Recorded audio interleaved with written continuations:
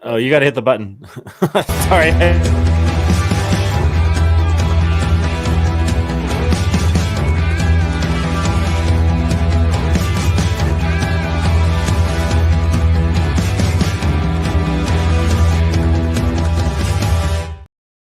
Welcome to Blake Street Banter, where one of us knows what the word banter means. The other two are just along for the ride.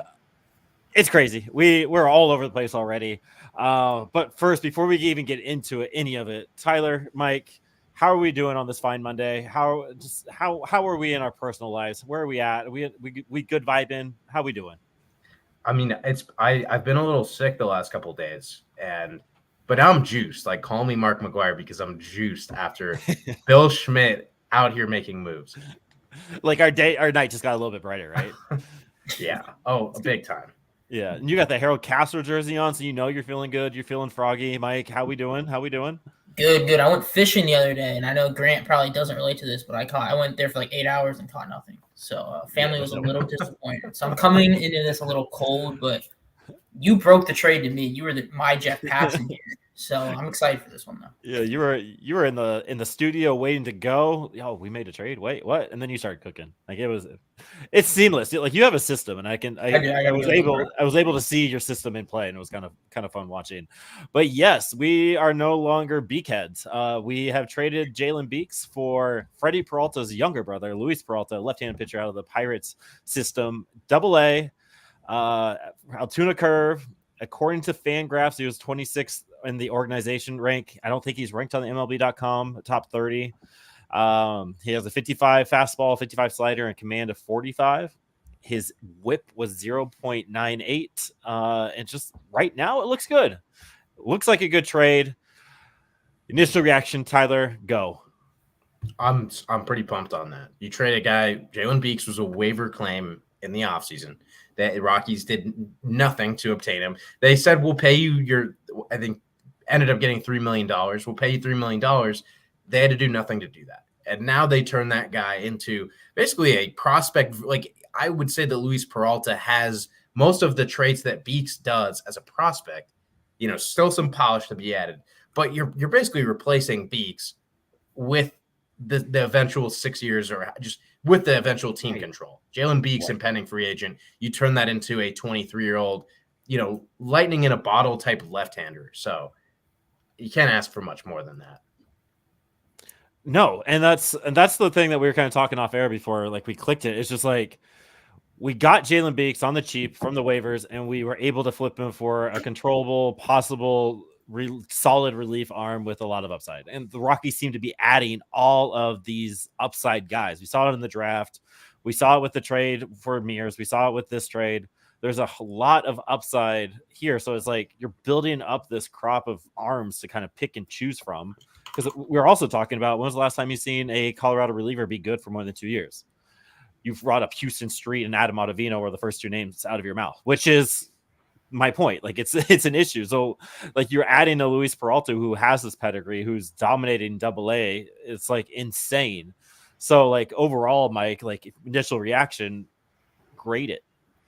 I'm gonna give it an A simply because it is a trade and we are the Rockies. But I'm not gonna act like I watched Luis Peralta play or I know a lot about him. But the surface level stats looks like we just got a dog. Yes, that's the thing. Like you see this underlying stats. Like, is there any underlying stats? You see the surface level stats are good. I don't know. Let's just look at this real quick. So I'm looking at Fangraphs. He's 23 years old, right? He has 2 saves in 7 games at AA. So there's some of maybe the traditional numbers are a little skewed because it's only been 9.2 innings pitched in AA this year. Looks like he played at a high A there for 30 innings. But his K rate's 13 Ks per 9. The walk rate's round 3, which is a little sketchy from your reliever. But the ground ball rate's around 40%, which I think I would like that to be a little bit higher. But the left on base percentage is around 95%. So you have some of the stuff, and I'm sure Tyler will kind of do his thing more about the arsenal, so to speak. But did I see he touches 90, 95? Yeah. Or am I making that up? The ranges that I've seen up to 96, and he's got kind of a little bit of a funky arm slot. Like, I mean, it's a clean delivery, but there's some like deception holding the arm behind his body and hiding the ball well. It gets under the ball. So kind of what I've seen early on, it was, again, kind of like Mike said, I haven't watched Luis Peralta that much, but he's one of those guys that the ball coming out of his hand is on a little bit more of like an upward trajectory than your average pitcher. So when you have the velocity, deception, and then that kind of thing going for you, you can have kind of this invisible fastball. So that's sort of what you're getting with Luis Peralta. Slider looks decent. He's got to work on it a little bit more, but I mean, you have two potential MLB pitches there.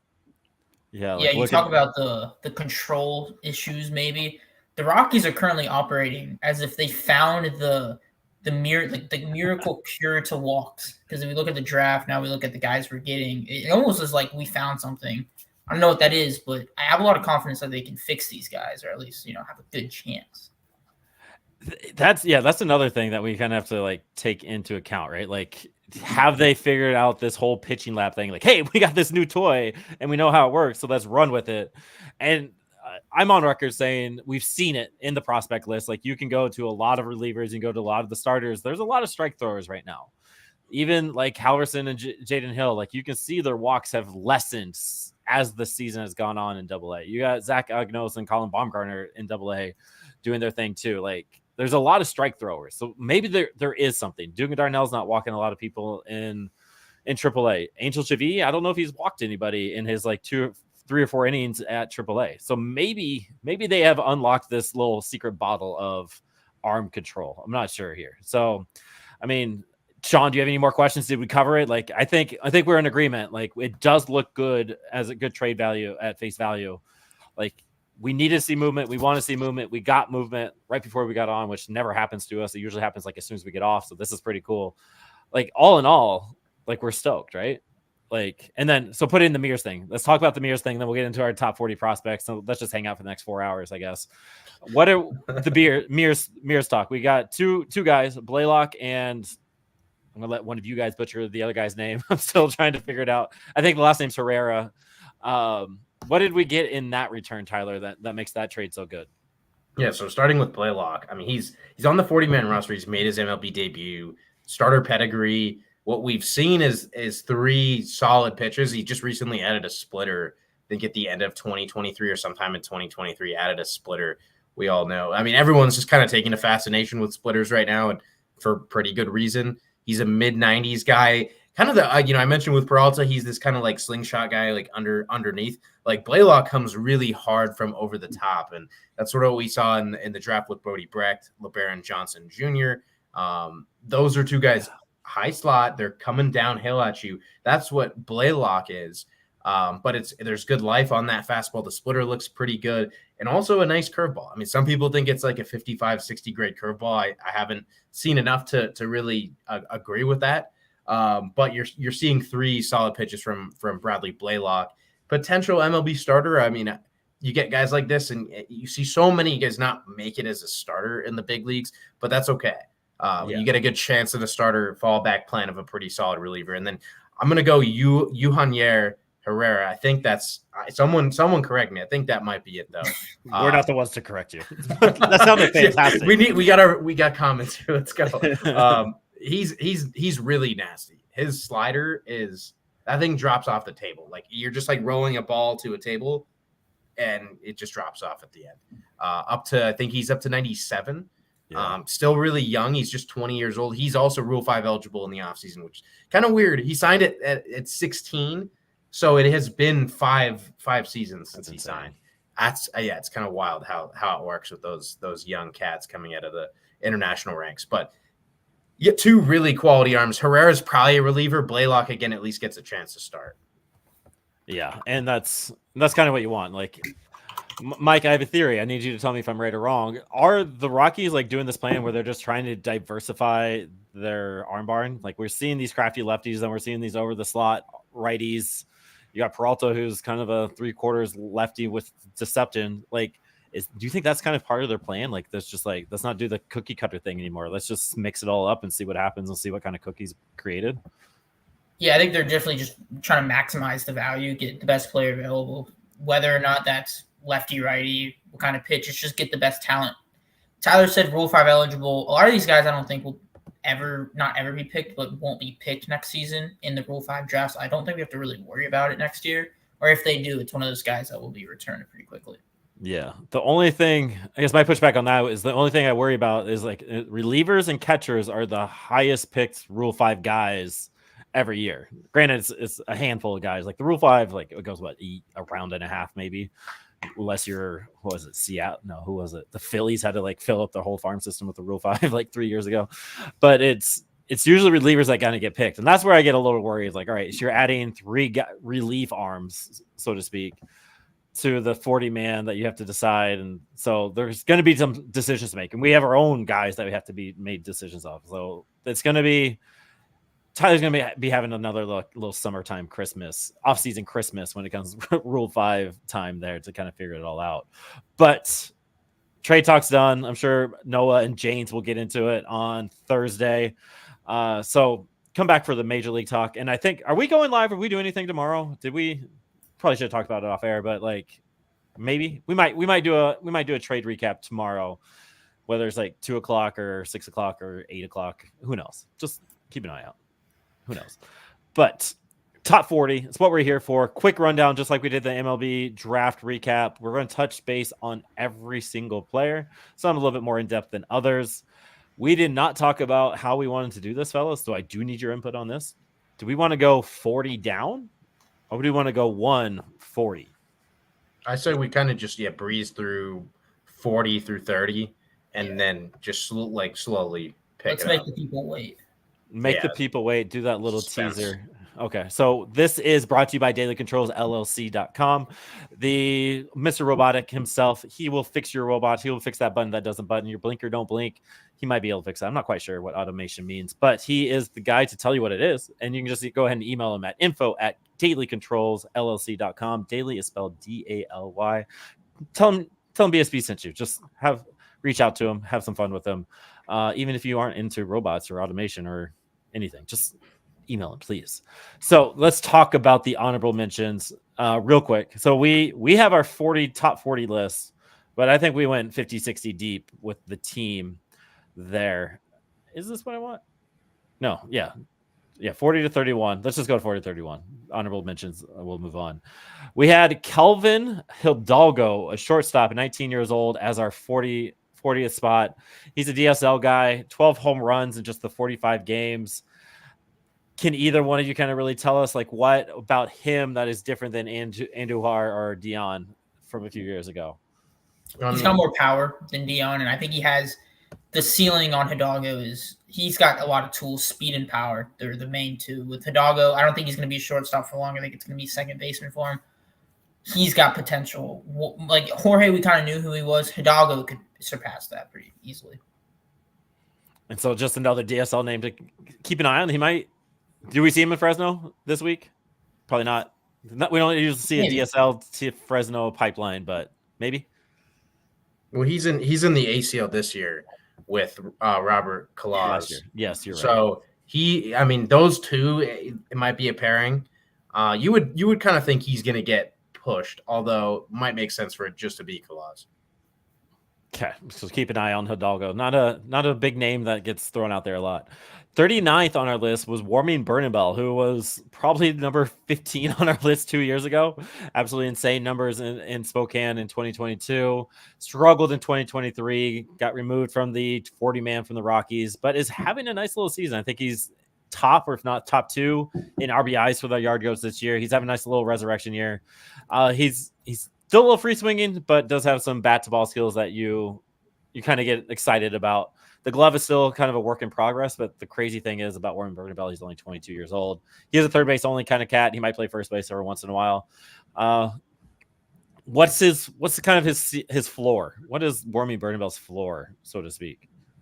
I mean, I don't know if the floor is really built yet. Like his floor is where he is right now, pretty much. You know, he might flatline at this point. You never know. And I mean, the Rockies clearly see some plateauing. There's still room to grow. He's still young.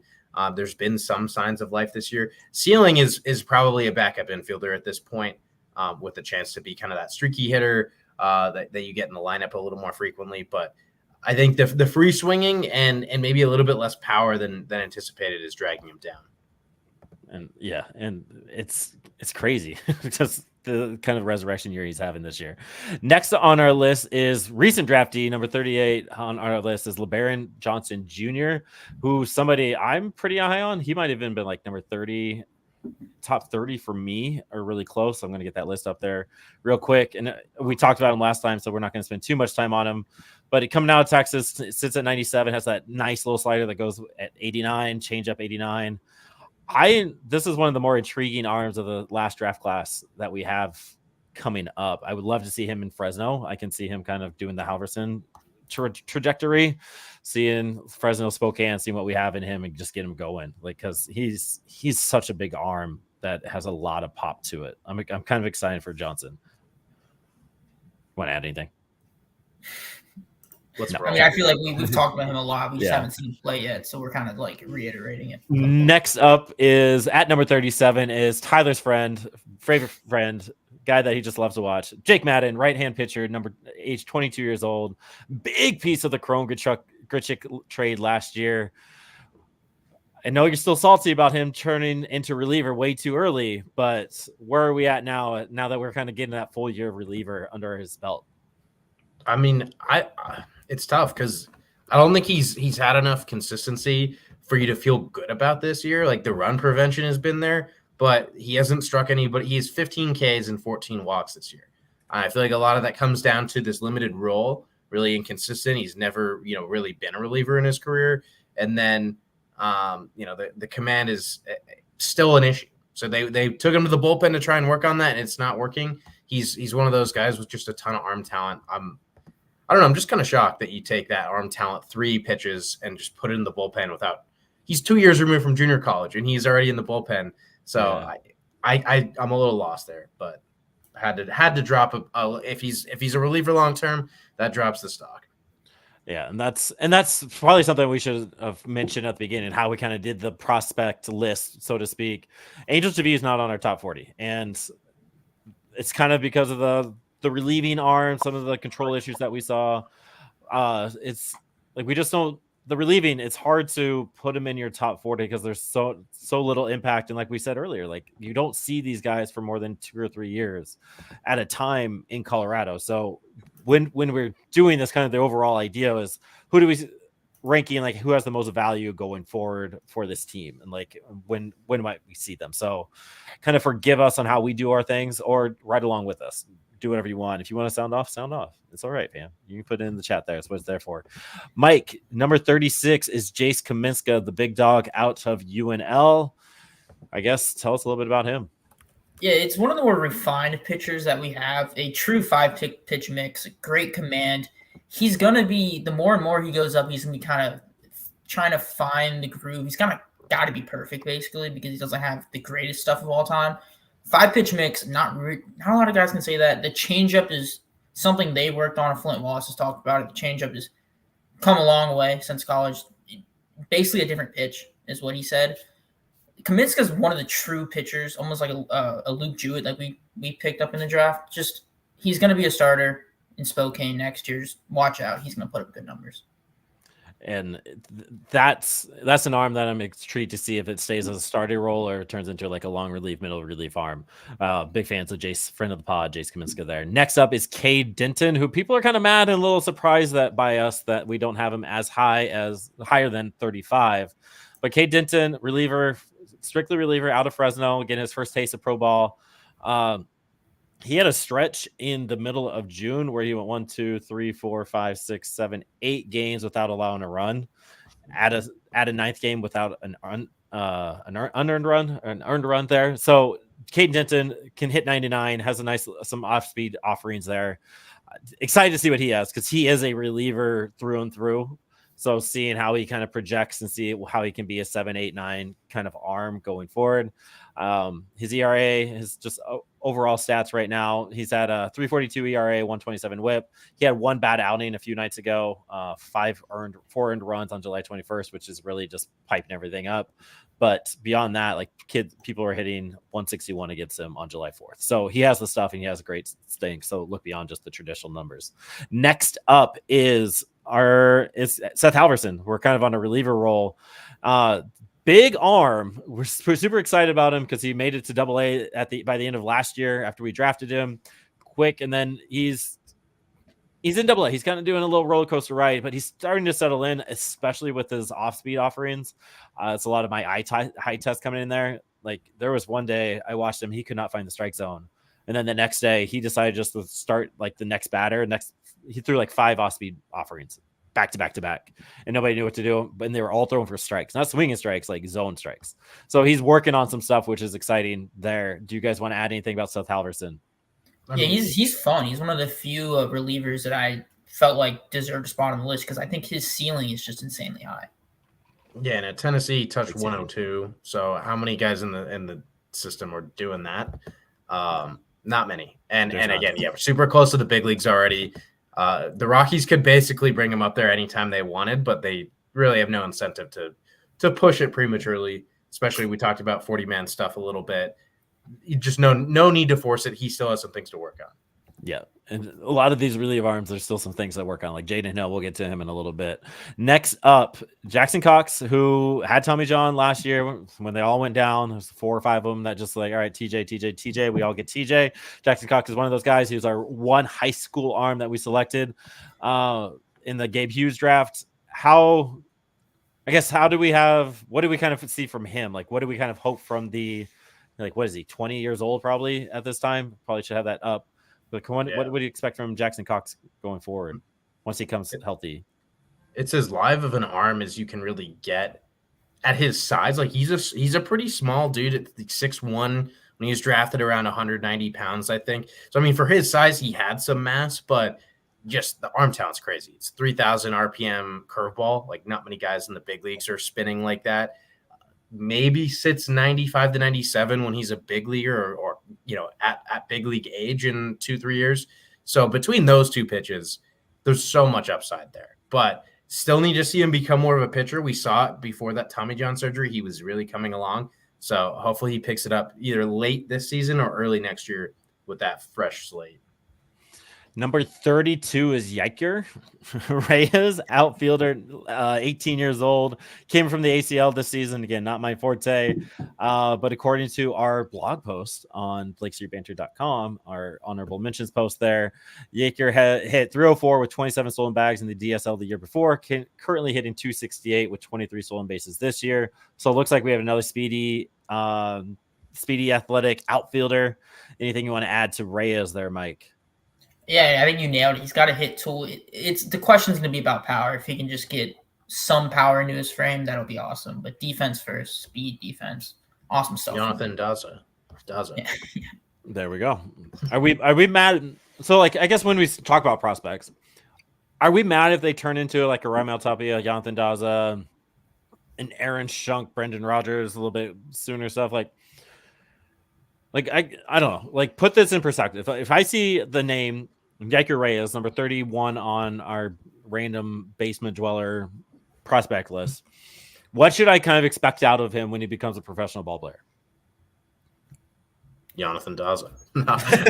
Maybe. I mean, the expectations really can't, like, if they make it to the big leagues, that is a good thing. If you're in this range, you're not counted on as a team's top prospect. I mean, the relievers are a little different. They all should get to the big leagues. Then it's a coin flip as to who's really going to be good or not. For the positional guys, the starters, if they can make it to the big leagues in that role, that's a good thing on its own. Yeah, I think the Rockies, we struggle, especially with the isotopes. We don't have a lot of talent in AAA that I feel confident in calling up and like filling a void or filling a role. I feel like sometimes we kind of get like we put someone out there that probably isn't ready yet. A lot of these guys, if they can fill that role, be like a young guy with some options and just go out there and play as like an MLB regular, like that's a success story. And I echo what you guys just said. Number 31 on our list is Isaiah Kopay, who's one of the more intriguing arms on any list in any of the prospect farm. 4th round pick out of Ohio State. He is kind of dabbled in starting and relieving. I know we keep saying he's a reliever, but I mean, Tyler, does he have a future as a starter anyway with all that spin that he has?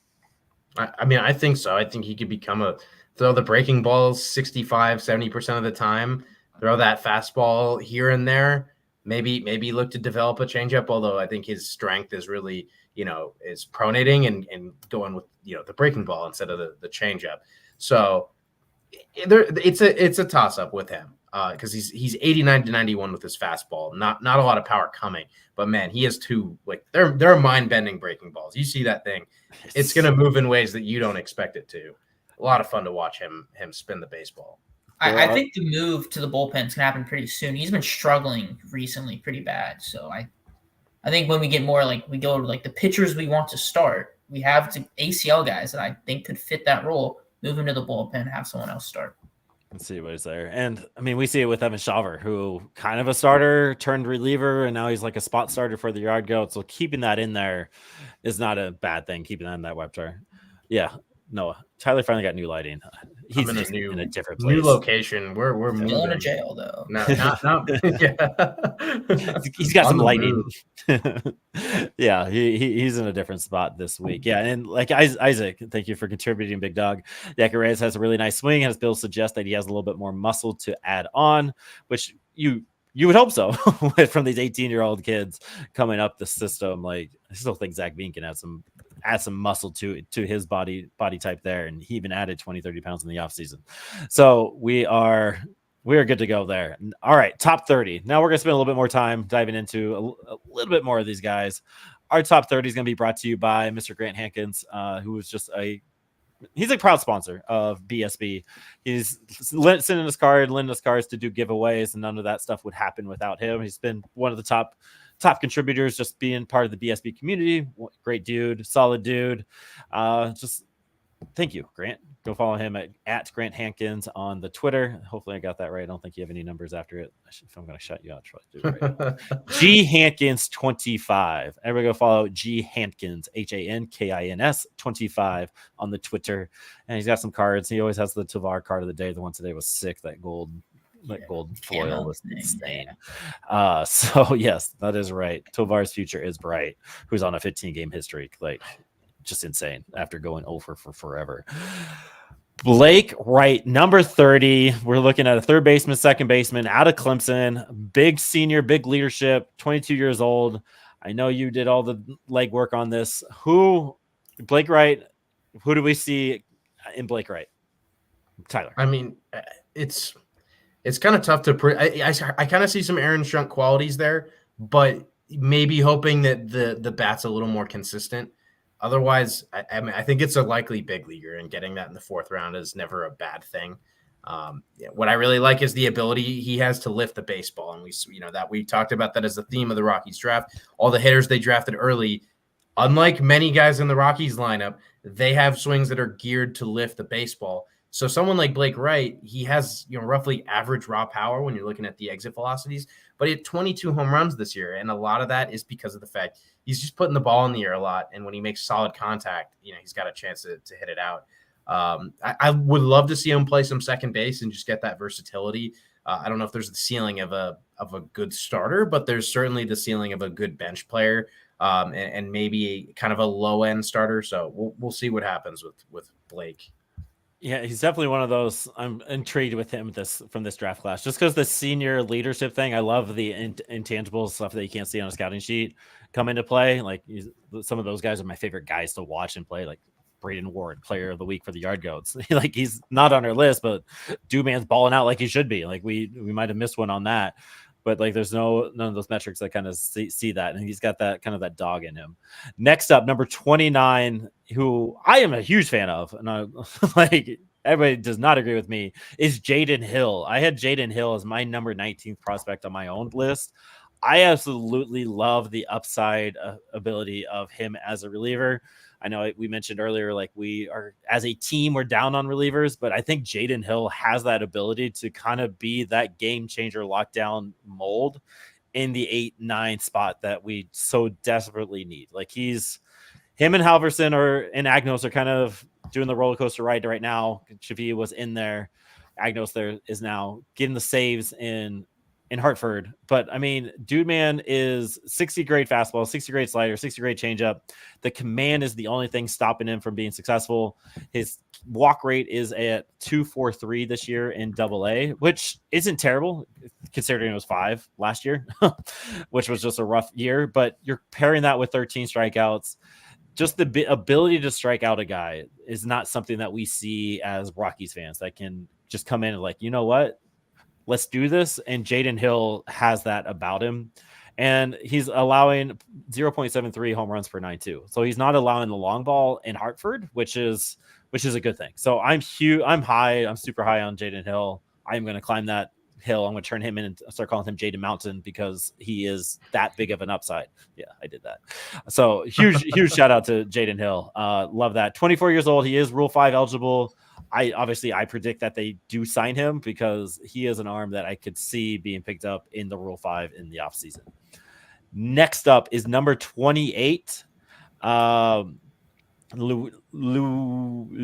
Casilla, left-hand pitcher, 19 years old. Mike, go ahead and do your thing about Luigi, which is a sick name. I don't want to butcher it, but I need to kind of figure that out. Yeah, elite name when Isaac put us on. This guy, if you want to have faith in the Rockies front office, this guy kind of came out of nowhere, throws 100 from the left side. We just said, how many times do you see someone throw like 95 plus from the left side? It's not a lot. This guy's hitting triple digits. He's my age. He's 19. And look at me. No, I'm not throwing 100. The potential on this guy it's next level. This guy is probably the most talented player we've seen out of the DSL in a very long time. And you said DSL this year, right? Yes. Okay, ACL this year. ACL this year, yeah. ACL this year. So it might be a Fresno relief arm coming in. We'll just have to keep an eye on that going forward. Where'd it go? I kind of thought he would be higher, to be honest, about Jaden Hill. Yeah. My colleagues don't trust Jaden Hill, so yell at them, Sean. Okay. Go tweet at Ty Pador. Go tweet at Lewis Won't Shut Up. Tell them that they're wrong and tell them that Radio of AM is correct, please. Next up is Greg Jones, outfielder, shortstop, middle infielder, age 26, came in the Joe Rock trade, so we all kind of have that little chip on our shoulder for Greg Jones to be fantastic. He's made his MLB debut. He hung around a little bit in the MLB. He was working with people when he was up with MLB.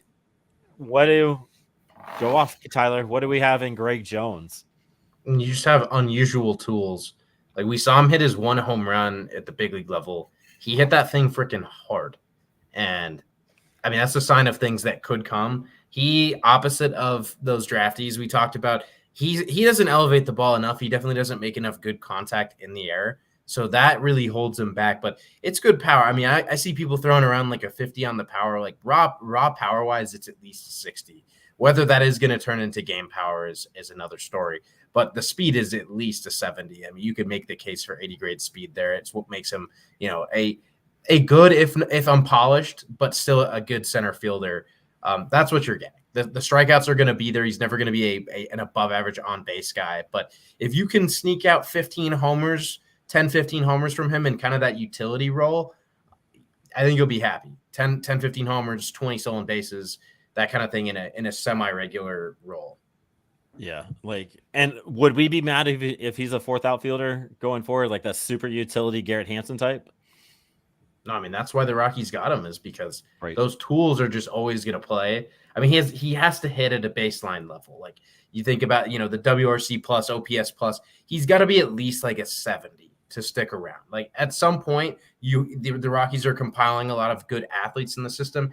You're not going to stick around just for being a good athlete, but it takes so much pressure off the bat if you are able to run like he can, and just knock yourself into a few homers here and there.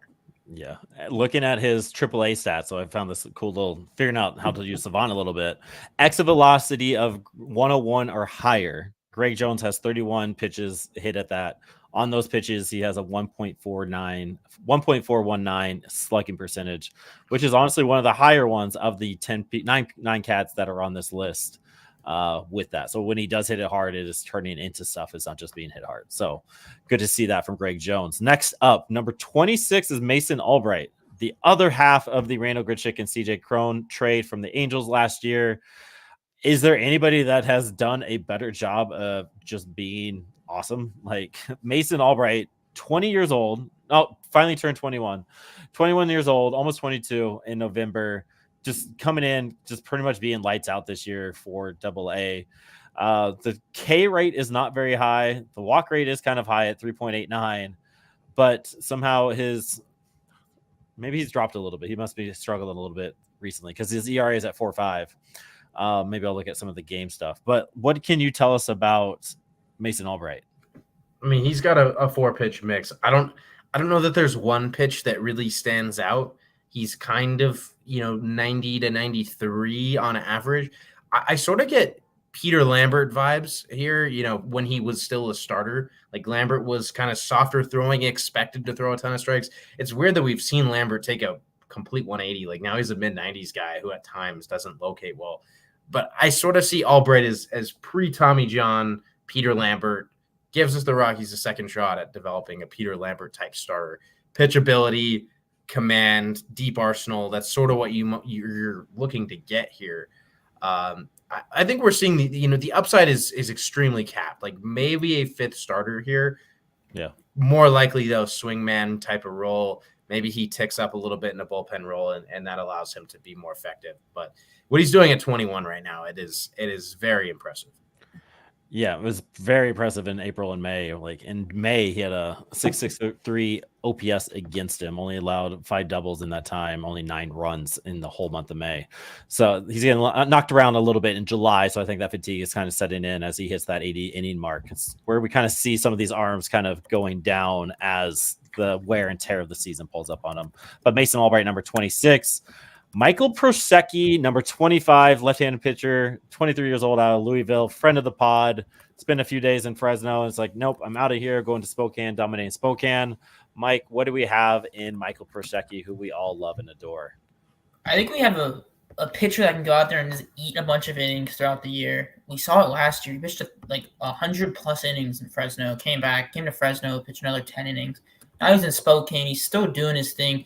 Do we have word on the injury? He got injured, right? Or is that Connor Stain? That's Stain. Stain. Okay. There you go. He's healthy again. This is just going to eat innings. He's not going to wow you. He doesn't have ace upside, but he's going to be a great middle or back end of the rotation starter if he pans out. I don't want to throw that on him, but if he pans out, that's how that could work. Yeah, I'm excited for his stuff. Just the strikeout ability that, again, kind of going what I was saying about Jaden Hill. Like just having a starter to come in and just get out guys is going to be great. Let's go Dion Jorge, number 24, shortstop, 21st, 21 years old, got his first home run in full season ball. Then he decided to do again. He has so much fun at 2 home runs in one game, which is just absolutely insane for a guy that had 10 extra base hits all season. He's been a little sus with the glove, but he has that projectability that we all love and adore. Dion Jorge, somebody that I'm a little worried that is doing the warming Bernie Bell track where it's all hype and all good. And then let's see how this plays out. Thankfully, the middle infield is stacked where, like, not to call out Dion, but if somebody doesn't pan out, it will be okay in the long run. It's just there is a lot of upside with Dion Jorge there, and I'm excited to see what happens with that. 17-year-old Ashley Andujar is number 23 on our list. Who wants to share a little bit about Ashley Andujar, which we probably don't know much about? Happy birthday! Today is his birthday. We're recording this on his birthday. On his birthday. It became kind of ironic that him and Jorge got sandwiched together because so many similarities in the archetype. They are these hit first, minimal power. I mean, Andujar, I think you trust that the glove is going to stick at shortstop. So you have that going for him. With Jorge, it's a little up in the air, but the athleticism suggests he could. But Andujar, really good pure hitter. He's going to be like a 350 on base guy or better throughout his minor league career. So if he can develop even a tick of power, you're looking at a potential, starting caliber player. We all know shortstop's held down, but he's got a lot of talent. It's something that can turn into something more. Benny Montgomery, number 22, 21 years old, outfield. Everybody was really stoked about how he started the season, but looked really good in spring training, was doing all the things. Still had a good early part of the year. April was pretty solid with him. Even though he had the big K rate, he was still producing with extra base hits and doing his thing. Injury hit him just like it did Zach Veen, very similar, which kind of sucks. But Benny Montgomery is number 22. Just hoping he can just come back, work on that swing, get rid of that hitch to get rid of some of that strikeout stuff, and kind of work on just being a dog going forward. It's number 22 on our list. Number 21 is Cole Messina, catcher, 21 years old, out of South Carolina. Jack Mahoney's battery mate there for a little bit. What do you have to say about Messina there, Mike? I mean, this guy's a catcher through and through. His nickname is Moose, which is like the coolest thing you can be nicknamed in baseball. Big power. We'll see. This is the first time I'm really excited about a catching prospect since Romo. I know Romo's still a prospect, but he just got deep. Like he is just a catcher through and through. He's not one of the Cole Carrick was a catcher. Now this guy's gonna stick at catcher unless it's first base with the power. Yeah, a lot of power that comes with that catching ability. Kyle Karros, number 20 on our list, 22-year-old third baseman, maybe a first baseman in the future. Absolutely demolishing high A right now in Spokane. 11 stolen bases to go with his 61 RBIs. Dude already has 23 doubles and 12 home runs. 5th round pick out of the 2023 draft, 5th round pick. I think we kind of caught lightning in a bottle there. Again, always got to see how that transitions to the Eastern League and Double A. But right now, I'm feeling really good about Kyle Karros going forward. Number 19, Connor Stain, friend of the pod, dog. Love watching his pitch. I said it all last year. What do you have to add about Connor Stain there, Tyler? I mean, he's one of the most athletic and explosive arms that you can find. I mean, the issue, he'd be higher if he pitched like close to his best every night. Unfortunately, he seems to be like have a great start, have an okay start, have a bad start kind of guy, and it's like a very consistent cycle. So consistency has not been his calling card. But when Connor Stain is right, he is as good as anyone in this system aside from Chase Dollander. Maybe a couple other names you throw around, but when he's at his best, he is damn good. So middle of the rotation upside here.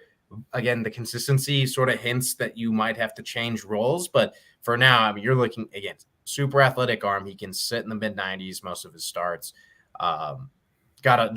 You love seeing pitchers like that. Still some projectability remaining. I mean, that dude's built, though. Like, he's built. Yeah, he's such an athlete. It's insane. And then everything you just said about him and then we'll just repeat it for our number 20 or number 18 guy, Jack Mahoney, right-hand pitcher, 22 years old, South Carolina cat. Fresno hits 97, gets weak contact. Not sure why he's still in Fresno, but we can see something hopefully soon. Maybe tomorrow. Maybe by the time this pod ends, we'll see some transaction pages. But Jack Mahoney hits high 90s, has great off-speed offerings, low walk rate.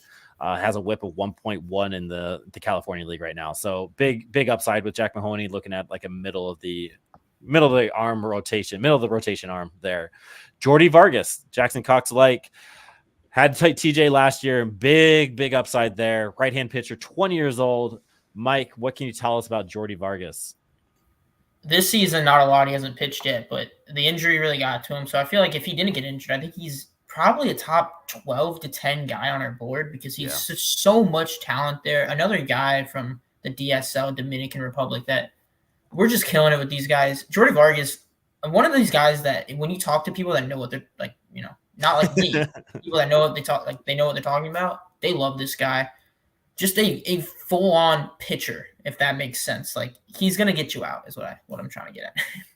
Yeah, and his stuff was so raw before he went under the knife last year. Like, you could see it. It was insane stuff. It was fun to watch. Next up on our list, number 16, before we get to our top 15, Sterling Thompson, ultimate utility player, literally learning 2 new positions this year. 23 years old, Keith Law's favorite prospect in the Rockies system. He's dropped a little bit. I'm still high on him. I'm still sticking to my prediction that he's a Rocky at the end of the year. He's number 10 on my list. Just because of what he's done in the month of July. June, he was slashing 175, 233, 350. Terrible numbers. But so far in July, 284, 407, 433. That translates to an 840 OPS. Already had 2 home runs, two doubles, a triple in that time. Like, he's starting to produce. He's starting to figure it out. Which is just something that I like to see. Like his strikeouts has gone down a little bit. His walk has gone up. It's pretty much doubled since the month of June. So when you're making that transition, that's why I'm huge on another one of our top 10 guys. Just when you're making that transition in the middle of the season and you're adjusting to being adjusted on, I think that goes huge. And like, that's not something that everybody can do. So number 16, Sterling Thompson. Our top 15, again, all of these are on our BlakeStreetBanter.com website. You can see all of it in written form. If you want to read while listening to us, get a double Blake Street Banter stuff, and that'd be insane. Only my mom doesn't even do that, actually. No, she doesn't. Number 15, Gabriel Hughes, right-hand pitcher, 22 years old, and I think this ends our TJ of 2023 lineup. Gabe Hughes, first-round draft pick, big upside. What else do you have on Gabe Hughes there, Tyler? I mean, it's a power arm. Like, he's mid-80s slider, mid-90s fastball. He really gets downhill on the mound. Like, he's going to close that gap, and just was a complete dog on the mound. That's kind of his calling card. He was a Gonzaga Bulldog. Like, that dude he's fiery. He prides himself on being a competitor. That's something that you don't think about when you're scouting a player, but it can help him, gear up to 96, 97 when he wants to. And that's going to allow him to beat pretty much anybody. So he needs to come back from TJ and show the command. That's something guys are going to struggle with a little bit after Tommy John. So the quicker you can get over that hump is going to be huge, because first round pick, top 10 pick, he has a lot on his shoulders. Like, the expectation is that he'll be a mid-rotation starter. We talked about a lot of guys at the back. It's like, at their best, they're a mid-rotation starter. That's like the expectation when you are a top 10 pick. So Gabriel Hughes has still some big jumps to make. The talent, though, it matches the expectations. Potential mid-rotation guy. If he can really figure some things out, throw more strikes, consistently sit in the mid-90s, you might be looking at Chase Dollander's number 2 in about 2-3 years. So that's the upside. The floor is pretty solid too. Which is so hard for Rockies fans to fathom, that you got Chase Dollander, Gabriel Hughes, who could be potentially 1-2, with Palmquist and Soley just knocking on the door behind him. Then you throw in an arm like Mahoney or Stain or whoever else. Like, it's just, God, I love the potentiality of and hope on the horizon of our starting rotation. It's just awesome.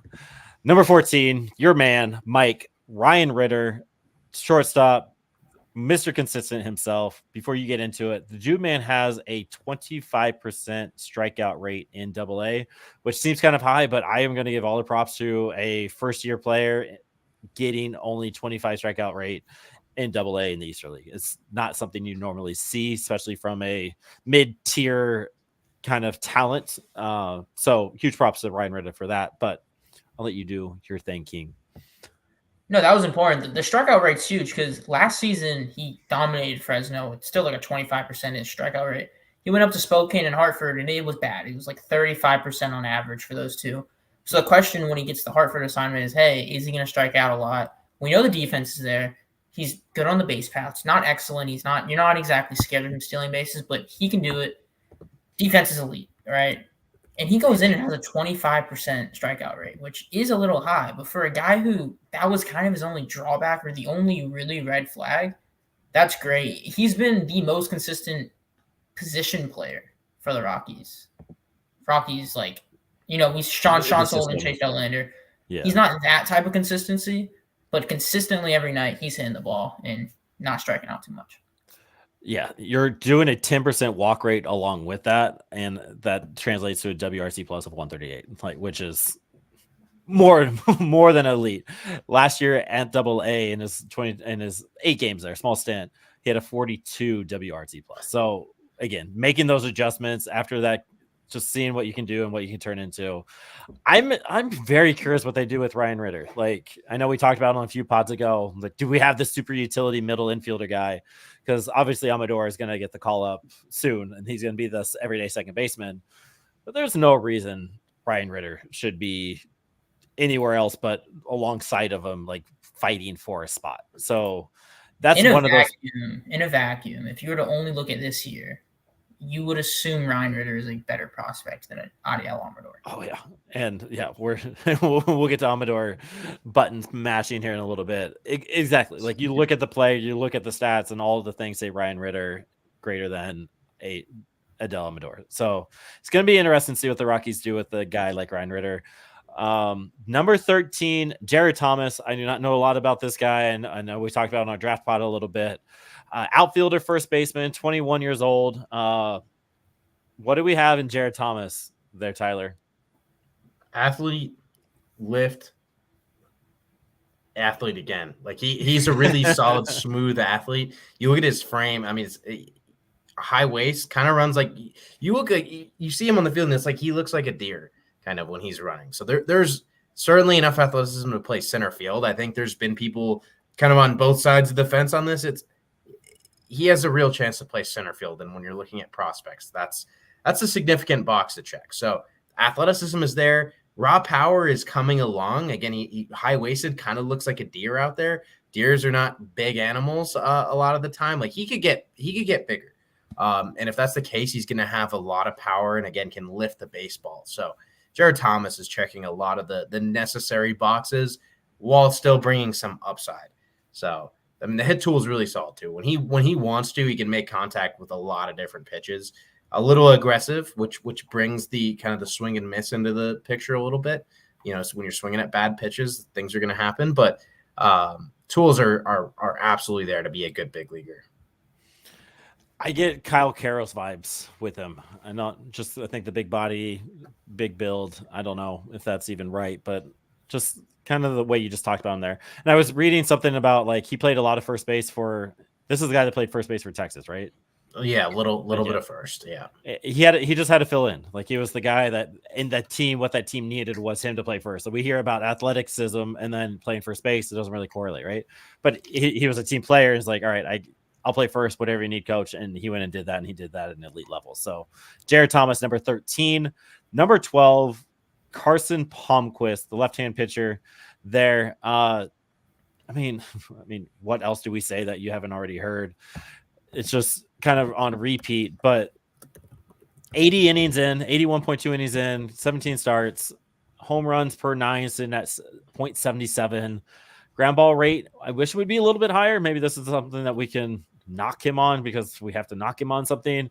Is at 33%, which is a little scary for a Coors Field future pitcher, but he's also striking out 12 guys per 9. So it's not quite the same as somebody that's not getting the strikeout rate. You're not so worried about the ground ball rate.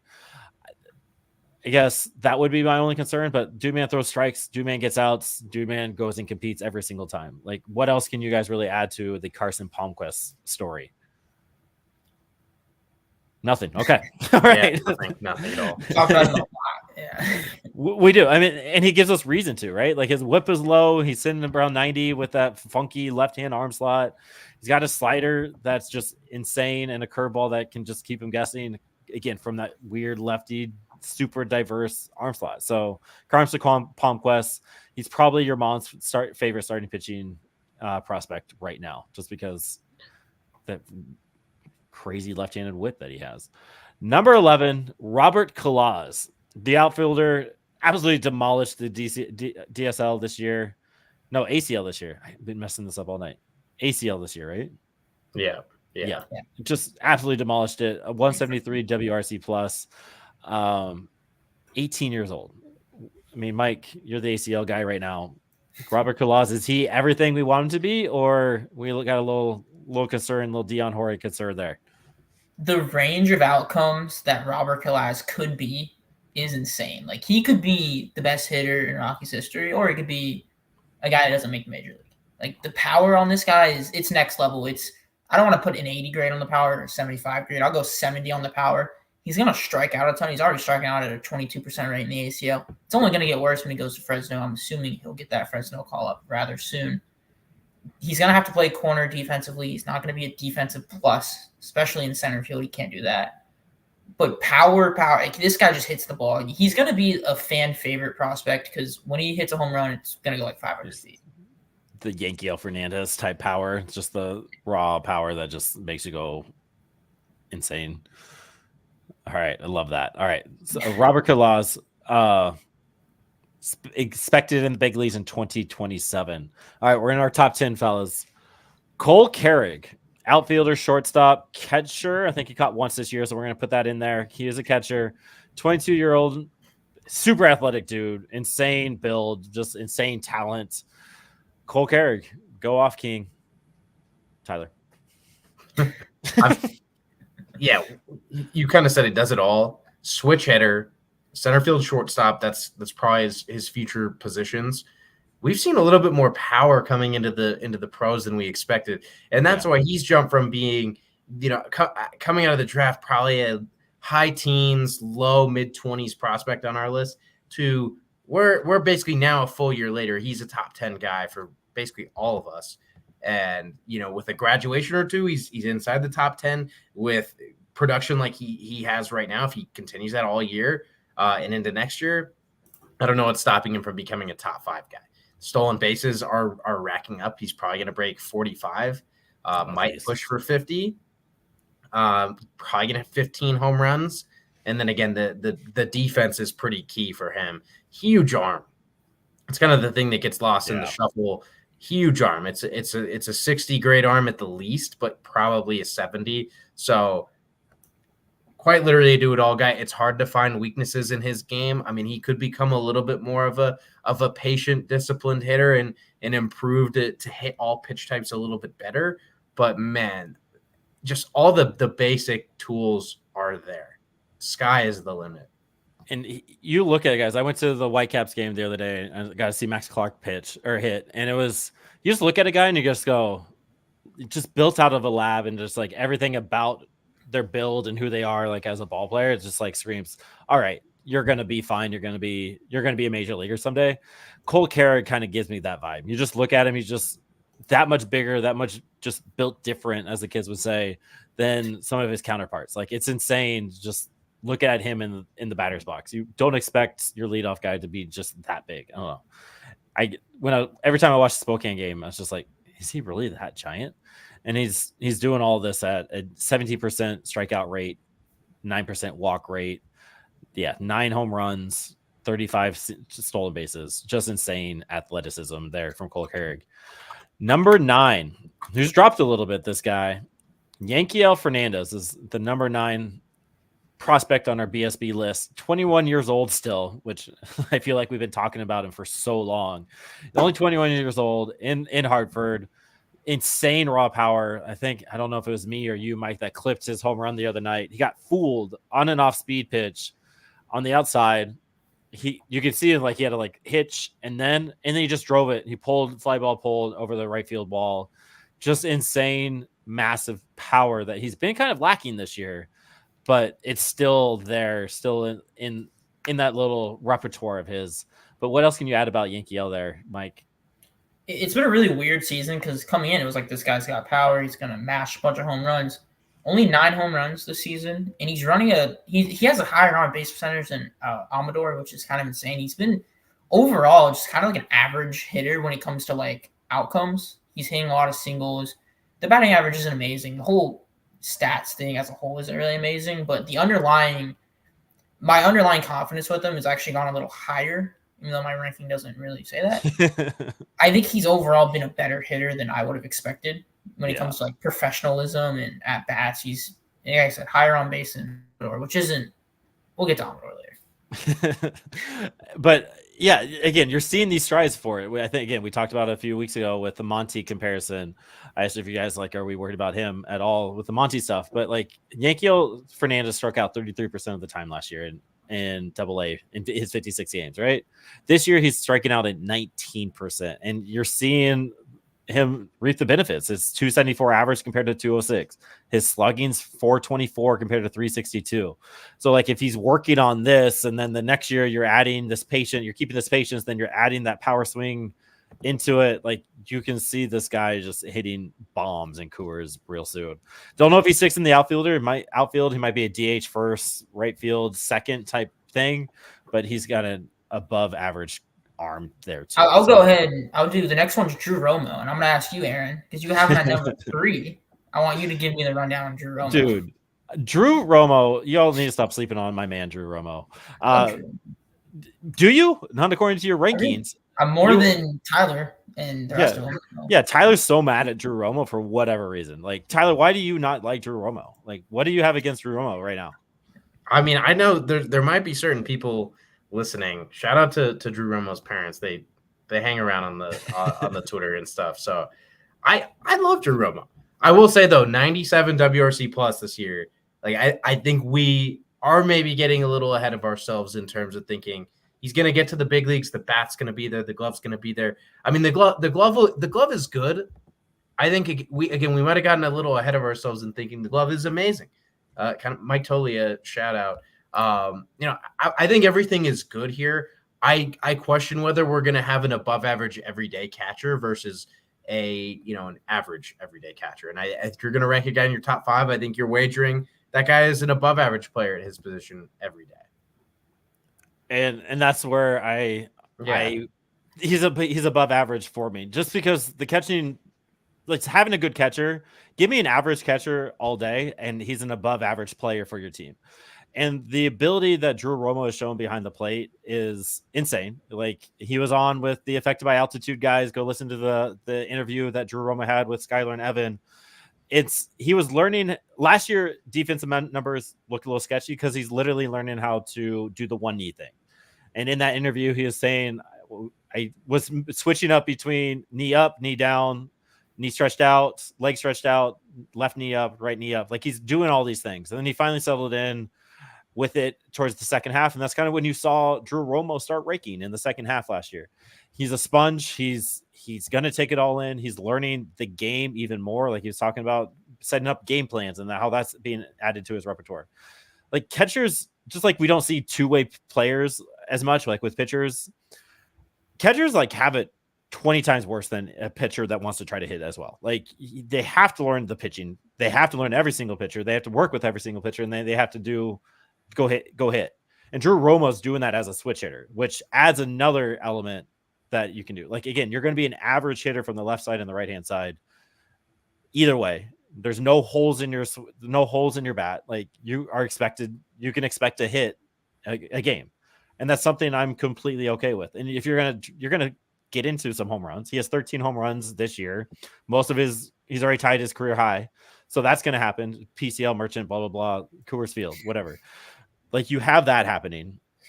The walk rate, I would like the walk rate to get a little bit higher, but he's striking out at 18%. He's a career 19% strikeout guy. The ISO is sitting at 200, so the power's there even when he is hitting the bat. And Tyler, like, from the left-hand side, he's hitting 294, or from the right-hand side, he's hitting 294 for average. Guess what he's hitting from the left-hand side, Tyler?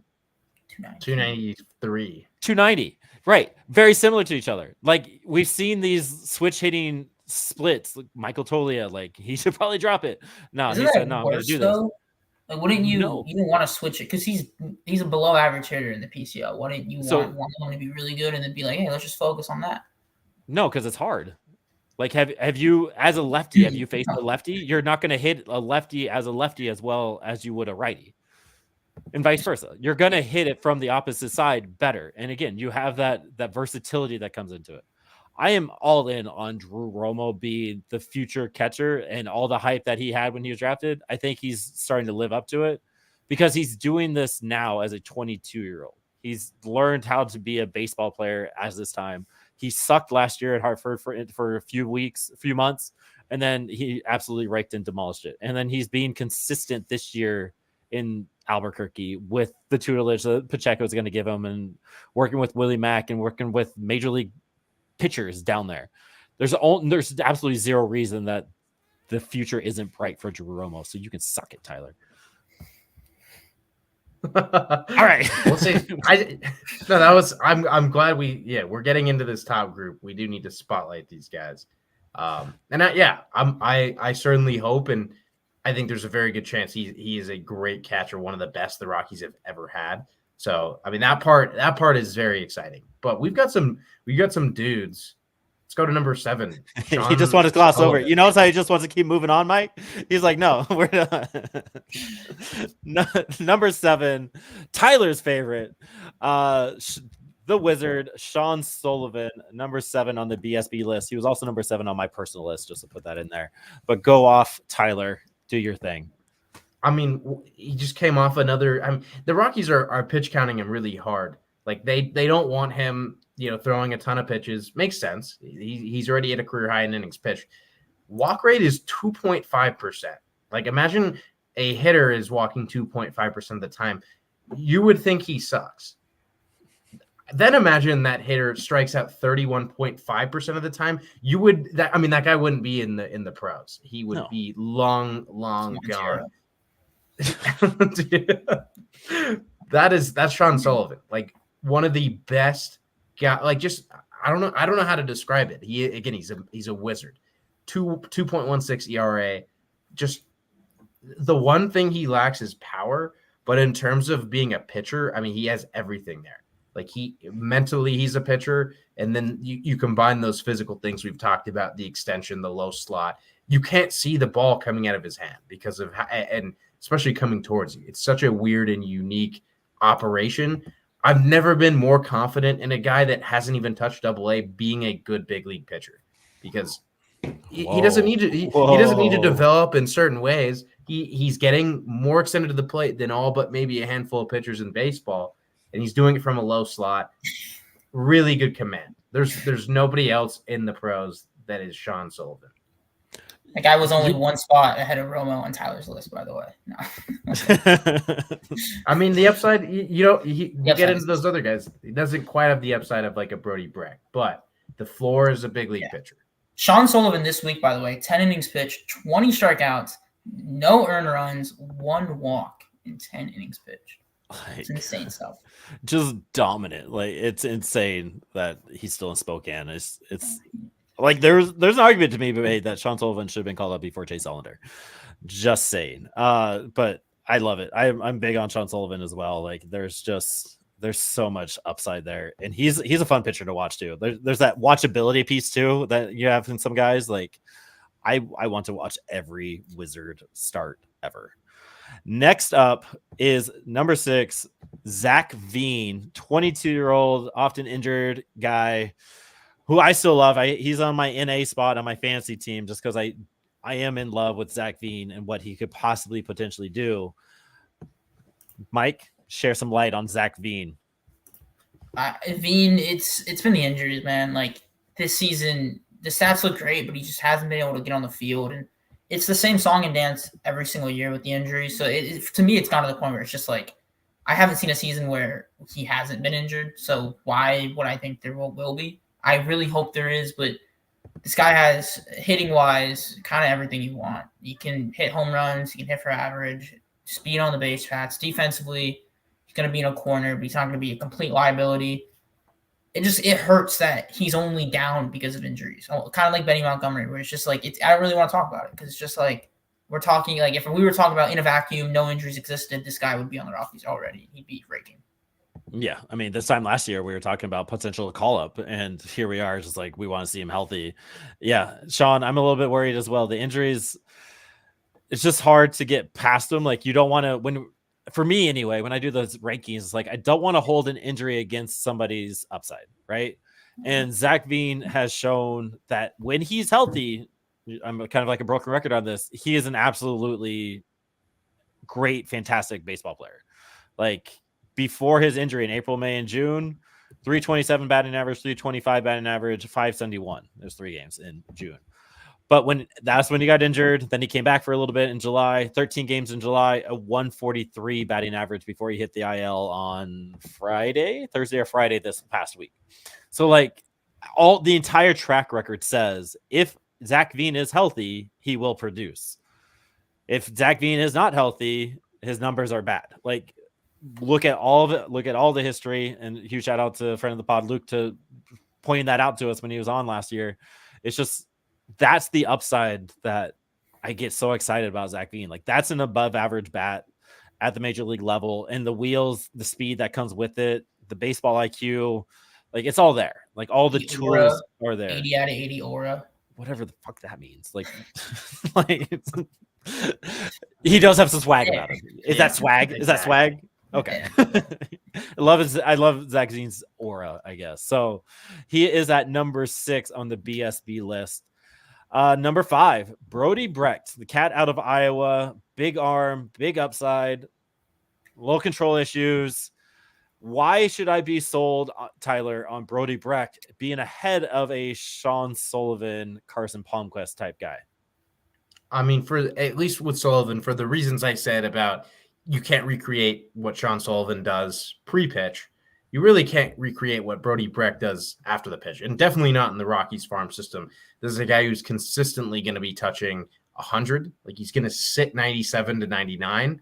The slider, I think the slider is already the best pitch in the organization. So that's sort of what sells me on him. That slider, upper 80s, low 90s, insane break and die. Like, nobody's hitting the slider. And now we're talking about a splitter in the mix that can touch 90 and just dives off the table. Like, he threw a lot of strikes this year too. So I'm not as worried about the command and the control, and especially not with the stuff that you get with it. You make that deal 10 days out of, or 10 times out of 10 every day of the week.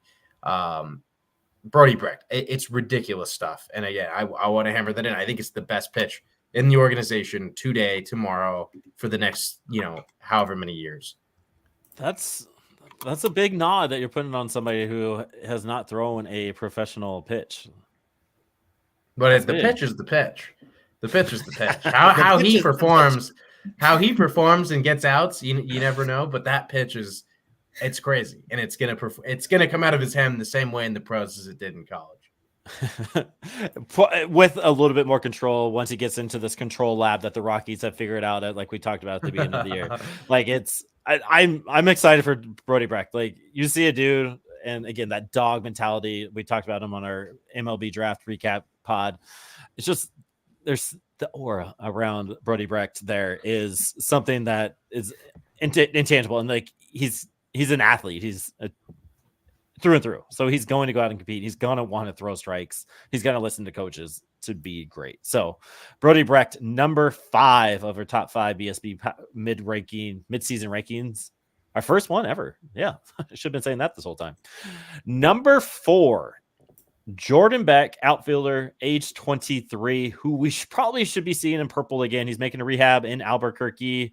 Right now, he spent a week and so in ACL getting reacclimated. But why is Jordan Beck the future right fielder of the Colorado Rockies, Mike? Beck is pretty awesome because we talk about when talking about prospects, it kind of gets like mad at him because it's just like, yeah, this guy has all the tools, but he's not here yet. With Beck, you have all the tools, and he's going to be in purple, and not isotope purple, Rockies purple, and probably I would assume like Wednesday he'd be getting that call up back. He got injured. It's whatever. He's got power. He's got speed. He can play defense. He's kind of just right now, if we're going to play the young guys, he's kind of the young guy that we need to be looking for. Really, really need him to hit it off in the second half of the year.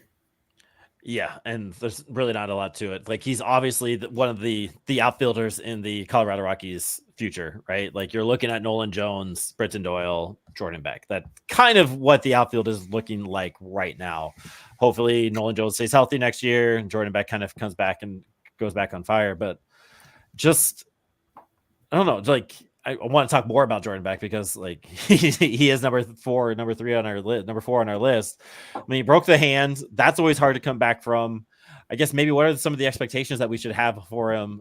Realistic expectations for this August, September run for the Colorado Rockies. Like, what do we want out of Jordan Beck to set up for future success? I want to see a couple more walks. I think he walked once in his 2-ish weeks of game time. Like, he was not up there looking to work a balanced approach. It was kind of like, I want to go up there, get the bat on the ball because I know what I can do. And that's, you want to have that approach in mind, but you also want to balance it a little bit more with some patience, selectivity. He was missing that. And that's a part of his game that was there in the minors. He did draw walks in the minors. So we need to see him just get back to balance, not overplaying any one part of his game, and try to be that 5-tool rounded player that we know he can be. I would agree. Yeah, he had that one walk there, and 15% walk clip in AAA before he got cut the call up. He had a 13% walk rate in AA, even when he was striking out 32% of the time. High A, he was at 12%. Like the walk is part of it, that game. And so being able to hone that in, kind of like what we were saying about Inkiel, like you're adding this part of your game because already part of that game, just trust that and just go be a dog and be part of that. And you kind of see that with Michael Toglia. He's starting to be a little bit more selective and adding that repertoire to his arsenal there. Next up, our number 3 prospect who has moved down from number 1 is Adel Amador. Still only 21 years old, has major league experience, second baseman. I mean, everybody that listens to this knows about Adel Amador, but why are we potentially hovering over that big giant red panic button right now? What is concerning about Adel Amador, who had a pretty nice week this past week, but what are we concerned about right now, Mike? I mean, I've been all over the red panic button even before he made his MLB debut. And like when he got called up, it was really weird because he started raking in AA. Then they made the call up, which is it's whatever. And then he comes back, and we're kind of expecting him to get back to what he was at least before the call up. And he's in July, he's hitting 202, 330, 221, 329 with 279 slugging. Like that's not gonna get it done. Still 21 years old, but for me, like this is a guy that's supposed to be super refined. The ceiling was never that high, but the floor was always really high with this guy. And we're not really seeing that floor. He's just not hitting the ball well. That's just kind of where it's at. Like I've lost a lot of, especially this week. I know he had a decent week. He's still not showing power. He's still not walking enough to even overcome this the shortcomings and the hitting ability that I just don't know where this came from. I do not know how he's struggling this much. But it's been a very long time of us having this conversation, and we're having it again. If we were to redo the prospect rankings, he would be like 7 for me. I mean, we did redo the prospect. Well, a week after, yeah. I had to come. You know, I would really looked at myself in the mirror and was like, Amador. Like, and that's what's weird about stats and prospectability and all this, right? Like he is the next coming second baseman. He has all those tools, right? And we still see him as the future at second base. We're not holding this bad season really against of his future at the middle infielder alongside Ezequiel Tovar. And maybe this is the question. I don't know where I'm going with this, Tyler, but like, at what point is the prospect grading, the projectability that we all loved and adored in Amador, pun intended, kind of outweigh the process and the results that he's working on and what he's putting out there in AA right now?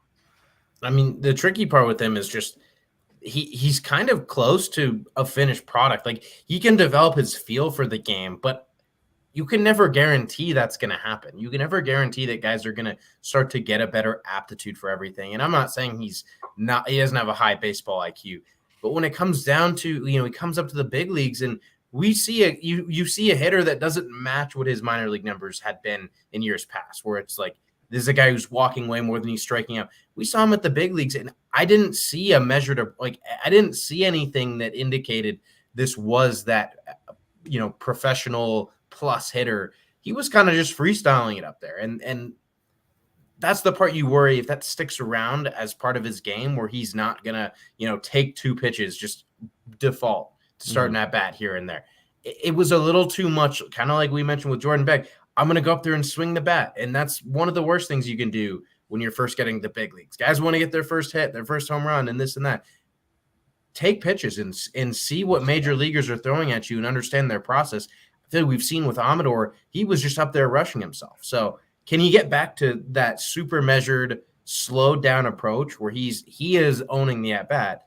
That's going to be the question with him. And I don't know, random theory. Is that the Colorado Rockies just like, all right, kid, you're in the fire. Go do your thing. And then, all right, you're gonna struggle a little bit. Now I need you to listen to me and let's kind of figure this out. Because you see it with Brenton Doyle and you see it with Ezequiel Tovar. Like you kind of see you struggled.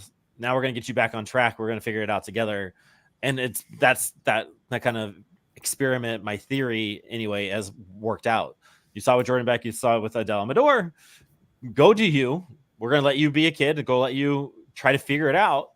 It's not working for you. So let's reset. Let's go back to the drawing board. Let's learn the game a little bit. Maybe this is galaxy brain of me trying to be okay with it, but like maybe that's Bud Black's approach. Like he doesn't like the kids playing anyway. So like, all right, go play, kid. So I don't know. I think random theory. Doyle and Tovar both had elite defense in the two most important defensive positions in the field. I think Amador, I'm at the point where I almost wonder, a lot of people kind of pegged him in for next year's second base. I don't think that's guaranteed anymore. If he's going to continue to hit like this in Double-A, like I don't see why we would call him up just to throw him into the fire. He's clearly not ready. And even when he did get the chance, he didn't really show anything. He showed like he was a different player, like Tyler said. I almost wonder I know we have Rogers under contract, but if we're in the market for a second baseman in the offseason, I wouldn't be shocked. All right. I don't know if that's a hot take or anything, but I mean, I think it is because I mean it's Brendan Rodgers and then it's Adele Amador. Like that's the list. So I don't know. It's interesting. The season Amador was saying otherwise. Right. And I agree with your defensive first. We can take these bumps and bruises with Tovar and Doyle. Like I can get on board with that a little bit. It's just Amador's skill set is still there. So it's kind of like changing that game and going back to what made him great. It's kind of figure that out, which again, I thought he would do when he got back to Hartford, but I'm just not quite seeing that there. All right. Number 2 and 1. Obviously it's between two guys. And obviously if you're listening, you already know who our number 2 and number 1 is, but Chase Dollander, number 2, right-hand pitcher, 22 years old, Tennessee Cat, Futures game, scoreless inning, like everything about Chase Dollander, you already know. I guess what can we add to Chase Dollander? Tyler, you go first. What else should the people know about Chase Dollander that they wouldn't get anywhere else? I mean, I'm going to pick a bone with some people real quick, and it might be you guys. I don't know. I saw people, his last start, they're like, the walks are an issue, and I just his first Double-A start, right? First Double-A start. Yes, first Double-A start, because that's the one people were really watching, digging into. Walks are an issue, quote unquote. If you watch the start, break down what's going on in those at bats. I don't think not every walk is built the same. So I mean, there's that. It's one game. He was dominating the zone. He was living in like the zone percentage, the strike percentage, super high in that first start. I think the game plan that they designed for him was horrible. They had him throwing his fastball like it's a really good fastball, but when you're getting ahead in almost every count, throw these wicked breaking balls that he can throw. Throw a changeup. It was way too pigeonholed with Chase Dollander in that first start. So people were saying the walks, this and that. I think right now he's as close to a perfect pitching prospect as you can get. He's an inexperienced professional. He's at like 100, or no, he's at like 75 professional innings. Like there's still room to grow as a pitcher, but from the prospect side of things, like huge fastball, 2 good breaking balls, a changeup that's gotten some results, and he attacks the zone. Like, again, I think the game plan hung him out to dry in that first start. So again, I don't see issues there.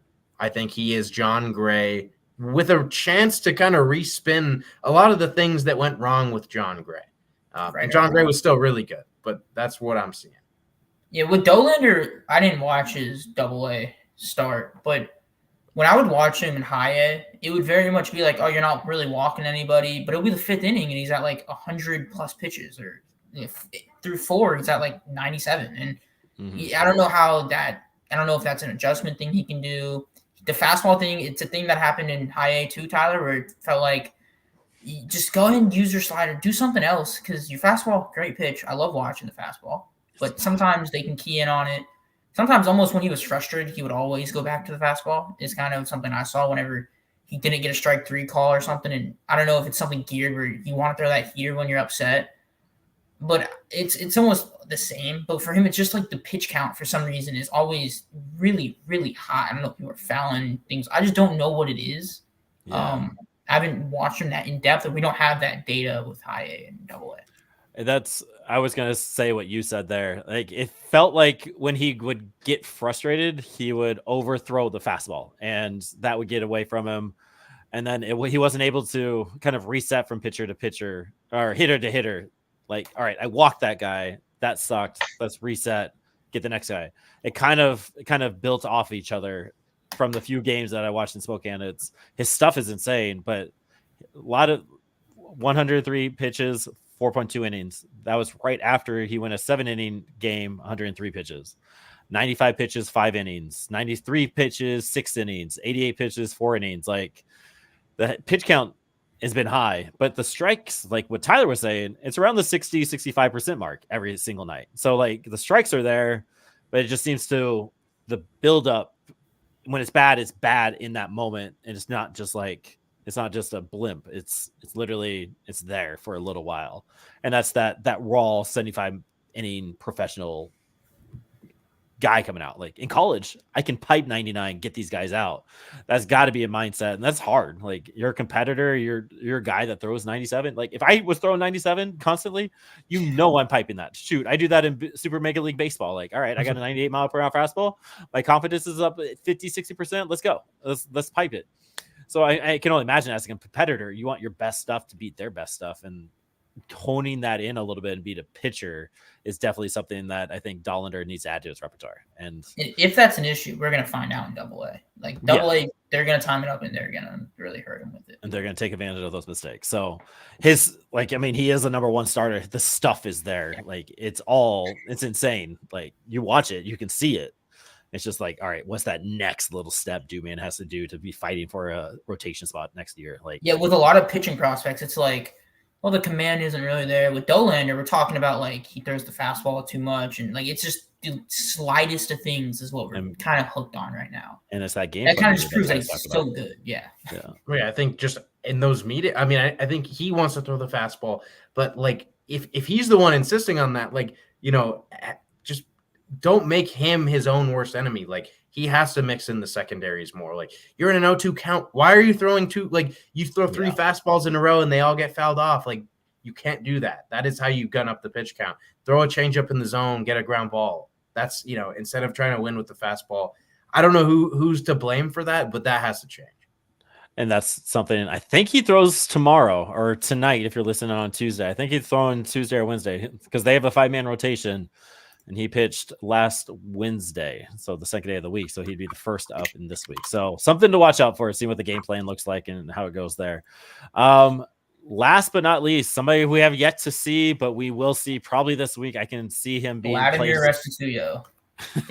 Bad Blad, let's go. All that defense ability there. He is walking this year. Bad Blad. Huge shout out to Bad Blad. Charlie Condon, who will be a Spokane Indian soon. Billy Schmidt was on air a few weeks ago, last week, talking about where some of these guys might go. He did mention Charlie Condon going to Spokane. Hopefully I didn't mishear that. I didn't. So you heard it here. Second, Charlie Condon, Spokane Indian, probably this week soon. I mean, we need him to be that guy, breaking records with the signing bonus, mashing records in college, all the power, all the hit tools, all there. I mean, we need him to be great, right? I mean, yeah, so much investment there. And I think we have like probably 20, 25 minutes of runtime on him on our pods in the last couple of weeks. Like, right. If you guys have listened to our draft pods and whatnot, you know what we think of Charlie Condon. So, I mean, the expectation here is for him to be a star at the big league level. Like you throw around, the expectation here is for this guy to be like a mid-rotation starter, top of the rotation. That doesn't mean star. Like the expectation is Condon is a star. Yeah. Perennial all-star type of guy, or at least consistently make like a couple all-star appearances. That's kind of the expectation with him. So if he's not Bryce Harper, we dropped the ball. And it's crazy to throw that around on somebody, but yes, he's got to make some all-star games. He's got to make some all-star games in his first 3 years. Like you don't have a lot of leeway with this Rocky fan base. Actually, you probably do a little bit. We're not the worst fan base out there.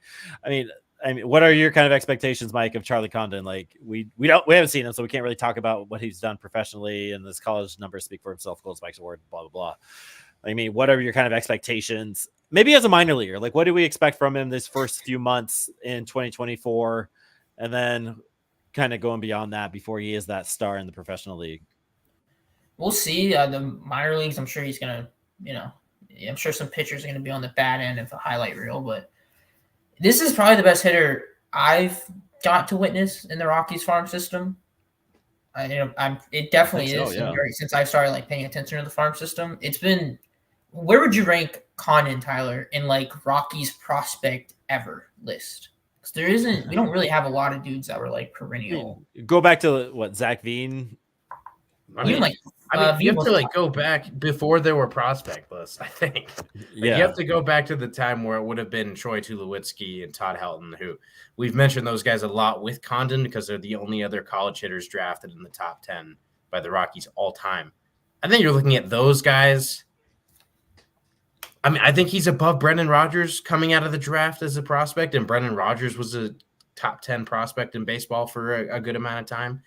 I think you have to look back a lot. With Rodgers, you got a really good glove too, like inside of his value. With Condon, it's straight hit. Like, sure, he's not going to be a liability on defense. But with Condon, it's just like that slash line is going to be looking really nice. I mean, that's the hope is that you are getting a the franchise defense. Player slash line. Yeah, we don't need defense. We have that with Doyle, Tovar, Romo. I have a lot of confidence in his defense. McMahon plays great defense. We have that. We need a guy that's just gonna go out there and gonna be walked a lot because you don't want to pitch to him, and we don't have that. We haven't had that in such a long time. I don't want to put that on Condon, but that's gonna be it. Yeah, I mean, I don't think I've ever looked at the full list of first round picks by the Colorado Rockies. They love their first round high school bats. They've just weird trends there. Wow. But there's just nobody that it's Helton and it's Tulowitzki are the first round picks, the top prospects that are in that tier. Yeah. And I don't think you can put Condon above those guys. They were quick to the big leagues and they didn't miss a beat. So yeah. But that's the company that he is sitting in in terms of Rockies prospect history. Okay, so he needs to be Troy Tulowitzki, but are we okay if he turns into Greg Reynolds? No. Who's the batter? Greg Reynolds was the pitcher out of Stanford. Mark Reynolds. I was thinking Mark Reynolds. Never mind. Ignore me. All right, move on. Way to end it. If he's Mark Reynolds, oh my gosh. I mean, the question still stands, right? Just doesn't have the first round college bat pedigree there. I'm enamored by this list. What if it's Andrew Vaughn? I'm gonna keep throwing that out there. I'll probably step away from my Rockies fandom for a while. We're just done. Like Street Banter blows up. Like we never do this again. Maybe traded to like the Dodgers banner or whatever. Yeah. So that's our top 40 list. That does not include any of the trades that were added. Like we added 3 arms who, I mean, maybe Blaylock joins it. Maybe Blaylock would. So I don't know if that really adjusts too many things with the future trades, but we have okay. Does it end at 4:00 on Tuesday? 6 Eastern. 4 Mountain Time. Okay, 6 Eastern time. So we have I don't even know what's 24. 19 hours. 19 hours before the trade deadline is as we sit here. I mean, predict one more trade or 2 more trades.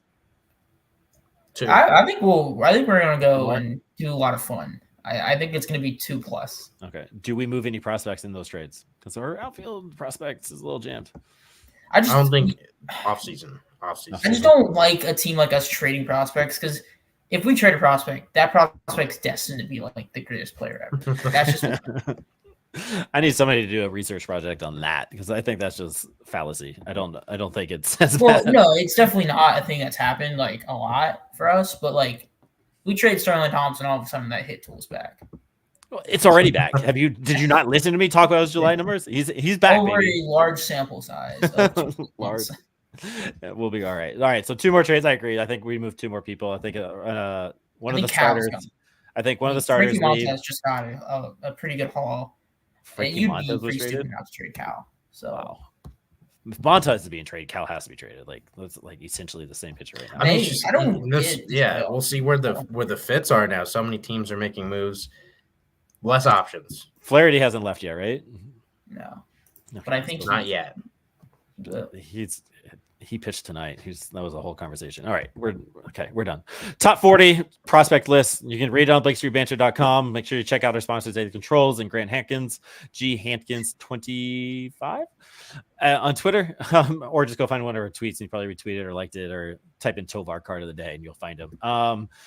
Go follow us on the socials. Go follow us on Instagram. Noah's doing some fun little interviews on the Major League squad, talking Trevor Story, remembering the lineup. Just really cool, fun things. Mike's cooking up graphics with Isaac, and Isaac, go give Isaac some love. The Rocks MILB report. Yes, so a lot of just cool things on all the socials. Subscribe to the YouTube. I think we might have hit 200 right before we hit here. Let's see. Twitter's going off always, constantly. Like we have a whole team doing the Twitter, sharing the vibes. 198. We're 2 away. Almost got to 200 there. So just go follow us wherever you can and then tell your mom about it. We are your mom's favorite podcast. She just doesn't know it yet, and we need your help. And then have her tell her mom. So we're everybody's mom's favorite podcast. We love you. Go Rocks in the minor league prospects. Woo! Thank you for watching and listening. Please check out our link tree for more content.